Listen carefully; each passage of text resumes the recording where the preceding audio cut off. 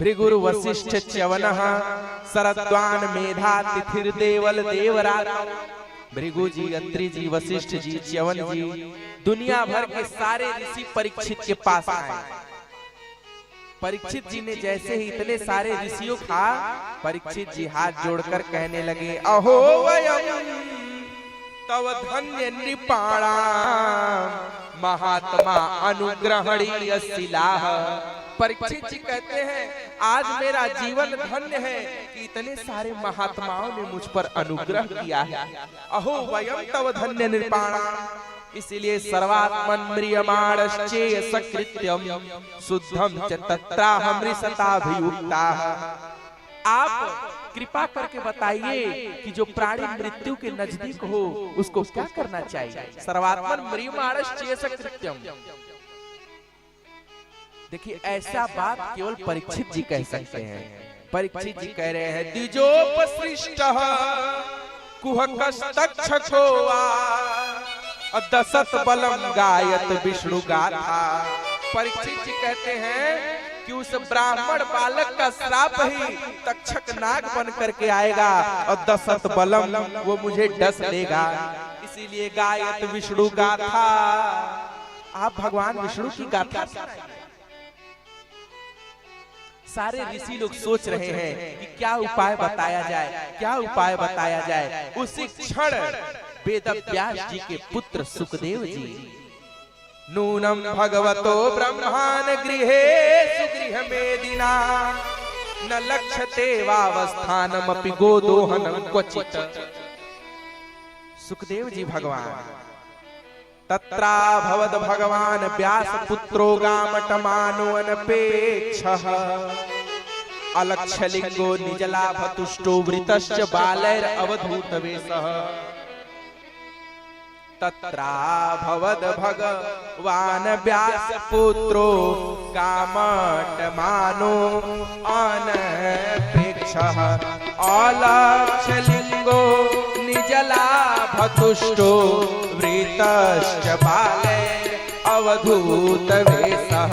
वृतश्च बालैर अवधूत वेशः। श्री सुखदेव जी की अवस्था 16 वर्ष की है। कितने वर्ष की? ये प्रथम स्कंद का अंतिम अध्याय चल रहा है। कल हम लोग प्रातः बेला कथा में द्वितीय स्कंद में प्रवेश करेंगे।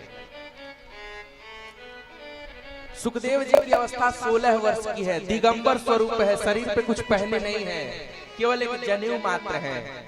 जब सुखदेव जी को नर और नारी देखे तो ठठाकर हंसने लगे, अरे ये कौन आ गया छोटा सा बालक। और उस बालक को देख करके सारे ऋषि लोग उठ करके दंडवत प्रणाम करते। और आपको एक बात बतावें, परीक्षित के पास ऐसे ऐसे ऋषि आए थे, इतने वृद्ध। और तत्रा भवद भगवान, यहाँ भगवान शब्द का प्रयोग हुआ है। मूल भागवत में देखिए क्या लिखा है, मने भगवान कन्हैया साक्षात सुखदेव जी बन करके आ गए। भगवान शब्द का प्रयोग हुआ है। तत्रा भवद भगवान मने भगवान कृष्णो साक्षात श्री व्यासः पुत्रो अभवत्। ये मूल भागवत का अर्थ है। भगवान कन्हैया ही साक्षात सुखदेव जी बन करके आ गया। जैसे ही सुखदेव जी को देखा, परीक्षित जी कहने लगे, पैतृस्वसे प्रीत्यर्थम अपि में भगवान प्रीतः विष्णु केनापि कर्मणा पैतृस्वसे प्रीत्यर्थम तद गोत्रस्यात् बांधवः। कितना सुंदर श्लोक है। परीक्षित जी ने कहा, जरूर भगवान विष्णु मुझ पे प्रसन्न हो गए हैं। अपि में भगवान प्रीतः, वरना भगवान कन्हैया का तो दर्शन करना तो दूर, नाम सुनना भी दुर्लभ है।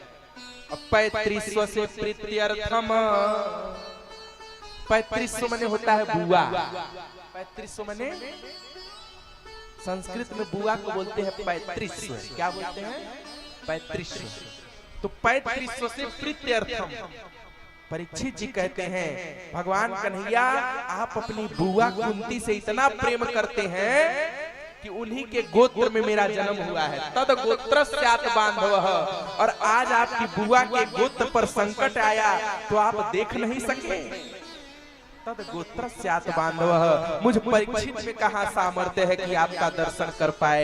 ये तो मैं आपकी बुआ का प्रणम में है, आपकी बुआ प्रणम में है। आप अपनी बुआ की कितनी इज्जत करते हैं। 3500 से प्रीत्यर्थ अन्यापि दर्शनम भवेत कथम निराम, अन्यथा आपका तो दर्शन भी दुर्लभ। अब कल सुखदेव जी क्या बोले